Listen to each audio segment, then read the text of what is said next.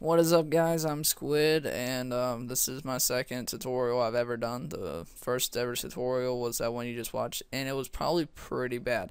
This one is a little more advanced. It's going to be using magic bullet looks and how to put your black bars on. So I have it downloaded in the description for black bars. So they're just black bars. It's pretty cool like that. So first I'm not gonna use the same cam. I'm gonna use one of the cams that we used last time, but I'm gonna use this one because I like this one a lot. Black bars, honestly, you just drag them onto your just line right here. Oh my, that was bad. Drag them onto here and put them on top. So now you get this like, oh no, they're too small. That looks so BK. How am I supposed to be an editor with that? You press S for scale on it, and you bump it up to about 205. That's what I put it on, 205, and I just dragged it to 205. That's pretty good. But once you get better, you'll start seeing those black bars a little bit too big. But that is actually really good for a cinematic. But for if you're just editing some clips, I'd probably make it about that big, 220. Now that you have your black bars on there and your black bars are right here, there is going to be a download in the description for my black bars, that's the Magic Bullet Looks description. But there is also going to be one from my black bars, my overlays, basically, and they're going to be in a download in the description, just like the last video. It had Twixter and all those other downloads in the description. This is for black bars. Net and dark overlay, and they all look good, but the best one to use would be this one. Alright, now that you got this scaled to there, you can either bring it down some or keep it at 220, or you just play around with it. You find the black bars that you like. I'm just going to put at a random one, and that's the tutorial I just did because I just got done doing it and just rendering it. I know I'm in a hurry today. Yeah, that might look bad, but I'm actually going to make a couple tutorials tonight. So now that you get your clip right here, you got that right there. You got everything looking pretty good. You're looking pretty professional. But wait, the color is just normal. How are you supposed to be an editor with this? Alright, so I'm going to actually go to layer, and you hover over new, and you go down to adjustment layer. What adjustment layer is, and affects all the layers below it. So that means that any layer that's below this adjustment layer, it affects. So it's going to affect the black bars. There's also a description. In the description, there is a download for Magic Bullet Looks, which is looks in your tab. So you just click it and you drag it onto your adjustment layer, and you click edit. It opens up your Magic Bullet Looks, which is right here. Great picture. I use Zebo and my own pack, CCs for COD. I have my own pack, but I'm just going to use a Zebo one because he is actually a really good editor, and I like his color correction pack. I'm actually going to use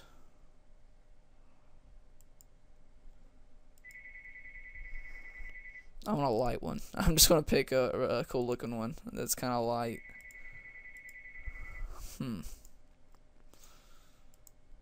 That's too bright. Alright, there we go. There's a pretty okay. It didn't change it that much, but it makes the blue stick out, which is diffusion. Now that you have a color correction on there that Zebo made, you look good. But you know what? Let's not be copying someone else. So actually delete all of them. I should have done this at the beginning. I want to also teach you how to make your own color corrections. So here, you have your plain out thing. What I normally use, I use a lens. Go to click lens, click edge softness. You throw it right on lens. You see how it blurs everything out on the side? I drag that out a little bit. I do make my own. I just like Zebo's for when I'm in a hurry. So you can scroll out with your scroll button. You can just scroll out. I'm just going to do it on the corners. So I got it just on the corners where it's blurred a little bit.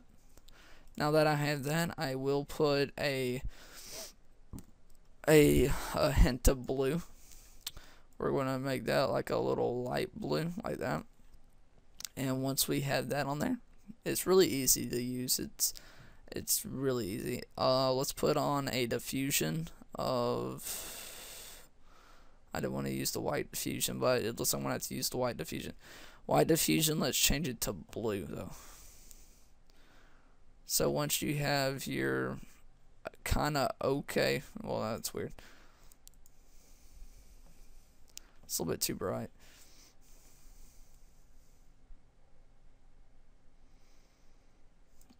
And your grade. Alright, that's okay. That's actually really good. No, motion blur. Let me put something else on there. I want to put. Nah. Sorry, I gotta think about this because I want to actually do a really cool one, a star filter. Let's turn that down to right there, and threshold size, turn that down a little bit. Boost a little bit off, and the threshold probably down to about 13.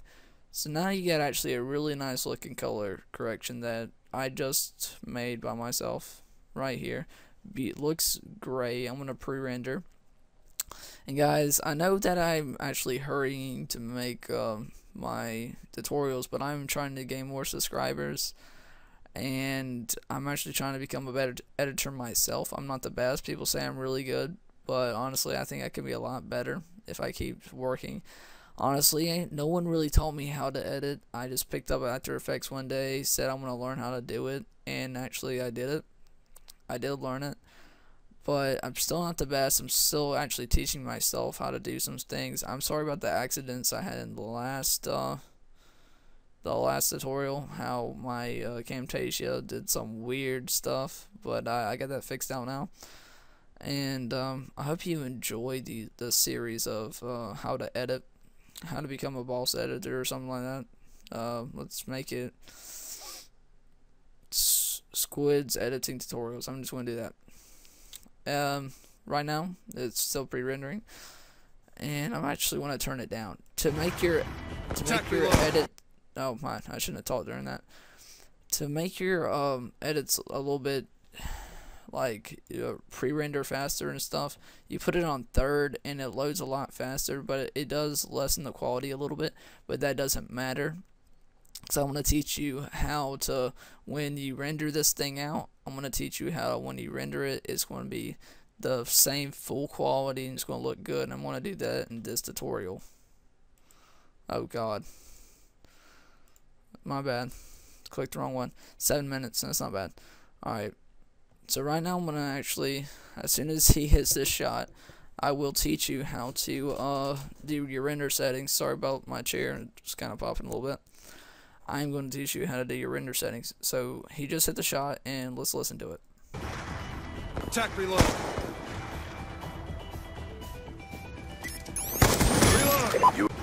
Reload. That color correction is actually like really nice. I like it. To make this even better, you throw on your Real Smart Motion blurs that you downloaded in the description of the last episode. You just throw it on there, and I put about 0.60. That's what I normally use, and let it pre-render with that. Like I said, this makes the when you turn, it makes it look beautiful. And I'm actually gonna show you how to render this out like right now. So when this is doing this, and you got your edit completely done, it's in your composition thing. If you run out of space in your composition, that means you can't put no more stuff because it's only like 2 seconds worth of clip. You go up to here to composition settings, and right here duration, make it as long as you need it. I normally make it about 3 seconds. I mean 3 minutes. So you click right there, 3 minutes, 23 seconds, and 41 seconds. That made no sense what I just said. But this is 3 minutes long. You see that? It zoomed all the way in. Let me zoom out. It's 3 minutes. That gives you 3 minutes to edit your stuff, or you can actually make that longer. But I'm actually going to bring it back down to 20 seconds, 23 seconds like I had it. So delete the 3, put a 0, and bang, you have it back to normal. Alright. Now, how to add this to your render queue and actually render stuff out? You click right here, add to render queue. You click it, and this is actually the exact thing you just edit. You click best settings. You don't touch any of this. Do not touch any of that. Press OK. And right here, AVI, you can. I used to always use. Oh snap! Don't use JPEG edit sequence. That takes a bunch of pictures. I used to use it was. I just use AVI now, but I used to use there it is. I used to use that right there, which is MPEG-4. I used to use that, but actually AVIs are a lot nicer. But always when you're rendering something out, always click audio output. Always have that checked so your audio plays perfect. Click right here to where you're going to output it to. You type in the name like tutorial. Click enter, and then you click render.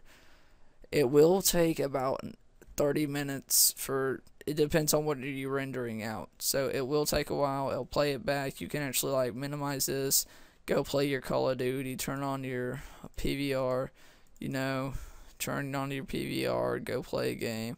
Like play some PC game, like capture some of your gameplay. I don't know what you guys do.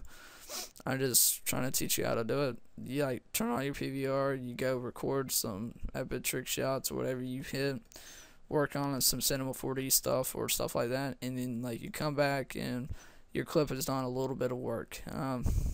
Honestly, I would take a break when I click render, because I know staring at this computer screen kind of hurts your eyes sometimes. I'm also going to teach you how to do text overlays, and right now I'm just going to teach you how to do that. You click on this T button up here, you click on your screen, and you type in time to go. I know that's a gay font, but I used this for the last like real kind of edit I did, which was the thing for Synergy Velo. We did a funny edit. I'm actually going to use Dreadworks. Make it smaller text. Put it a little bit together and put it like right there on the scoreboard. But right here, put a space in between time to go. Like right like that. And drag that right there to where 2 is right under the clock. So I got that looking pretty cool. And how you time this with that, you see how it is going to move, because this is not a like a cinematic type thing. So it's time to go, and as soon as it gets on that clock, as soon as it gets off of that clock, you can't really see it. It gets off the clock like right there. Just Control Shift D, or in my case I had to go up here to edit and split layer, and just delete the layer that you split, and then bang, it disappears. So time to go, guys. I gotta be leaving you guys. Hope you enjoyed this. Also, please like, subscribe, comment, and I'll see you next time, guys. Peace.